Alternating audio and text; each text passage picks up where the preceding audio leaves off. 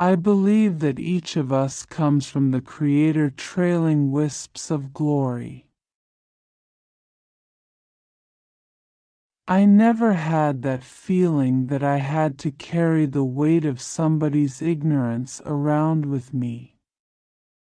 And that was true for racists who wanted to use the N word when talking about me or about my people, or the stupidity of people who really wanted to belittle other folks because they weren't pretty or they weren't rich or they weren't clever.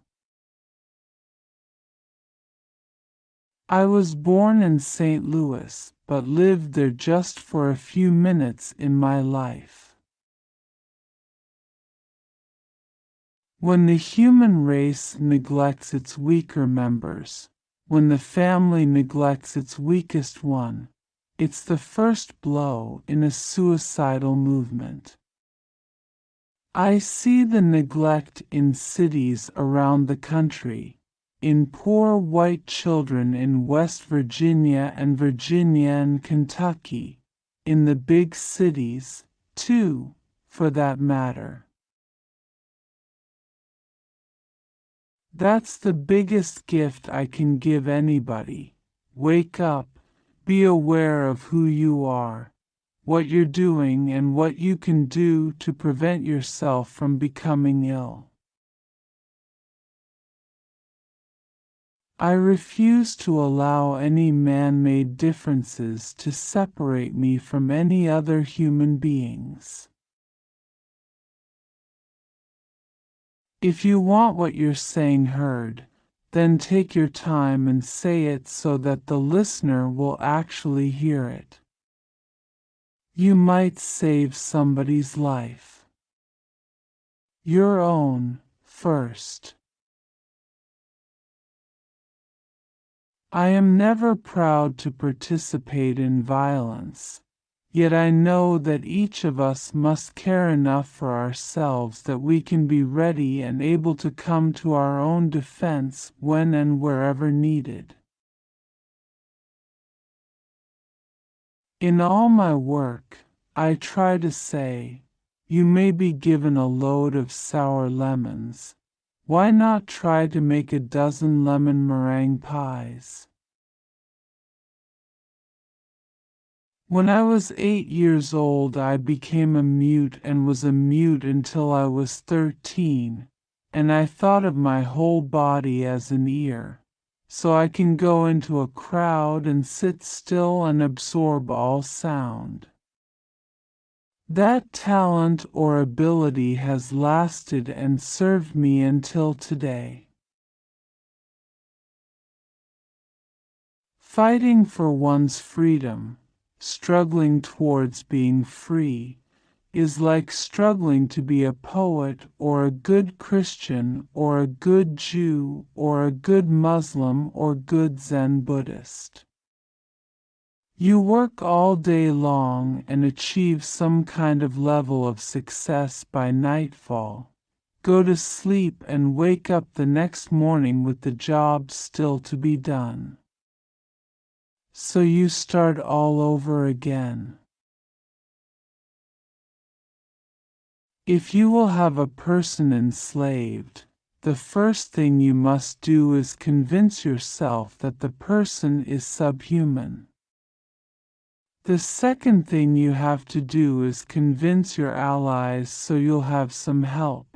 And the third and probably unkindest cut of all is to convince that person that he or she is subhuman and deserves it. Until blacks and whites see each other as brother and sister, we will not have parity. It's very clear. I read the Bible to myself. I'll take any translation, any edition, and read it aloud, just to hear the language, hear the rhythm, and remind myself how beautiful English is. I would be stupid not to be on my own side. But I'm a human being, too. And I'm on the side of human beings, rather than on the side of crocodiles. I think Clinton, after getting into office and into Washington, was shocked at being bludgeoned. So he spent time trying to be all things to all people, one way guaranteed not to be successful or respected in a lion's den. You can't just play around with all those big cats. You've got to take somebody on. I always knew from that moment, from the time I found myself at home in that little segregated library in the South, all the way up until I walked up the steps of the New York City Library, I always felt, in any town, if I can get to a library, I'll be okay. It really helped me as a child, and that never left me. Of course, there are those critics, New York critics as a rule, who say, well, Maya Angelou has a new book out and of course it's good, but then she's a natural writer. Those are the ones I want to grab by the throat and wrestle to the floor because it takes me forever to get it to sing. I work at the language. My mom was a terrible parent of young children. And I thank God every time I think of it, I was sent to my paternal grandmother. Ah, but my mother was a great parent of a young adult. Effective action is always unjust.